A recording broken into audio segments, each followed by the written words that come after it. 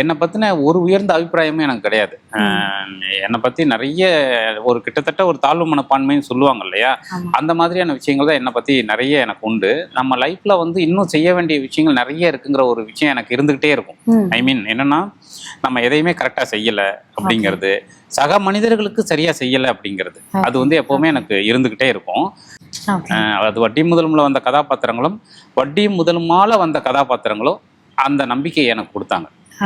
வட்டி முதலும் படிச்சுட்டு உங்களுக்கு வந்த கடிதங்களோ இல்லை வந்து உங்களுக்கு வந்த மெசேஜஸ்ல வந்து உங்களுக்கு ரொம்ப நெருக்கமான ஒரு ஒரு பதிவுனா எதை சொல்லுங்க? உண்மையிலே சொல்லணும்னா நிறைய பேர் வட்டி முதலும் பார்த்துட்டு எனக்கு வந்து பேசுறாங்க. இப்பவுமே நிறைய பேர் பேசுவாங்க. நிறைய இடங்கள்ல இருந்து ஃபோன் பண்ணி அவங்க லைஃப்ல ரொம்ப ஒரு சூழல்ல இருக்காங்க அப்படிங்கிற ஒரு இடத்த பகிர்ந்துக்குவாங்க. நான் இப்படியான ஒரு சூழல்ல இருக்கேன் அப்படின்னு.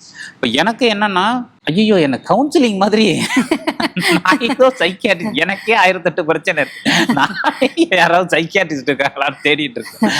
ஸோ அப்படி வந்து ஐ மீன் அந்த மாதிரி ஒரு ரைட்டரை வந்து ஒரு சமூகம் பார்க்கறதுங்கிறது ரொம்ப நல்ல விஷயமா இருந்தது.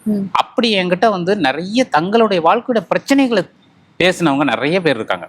அவர் நிறைய பேர் ஒரு அதுக்கப்புறம் நான் அவங்கள்ட்ட என் பிரச்சனையெல்லாம் பேசுவேன்.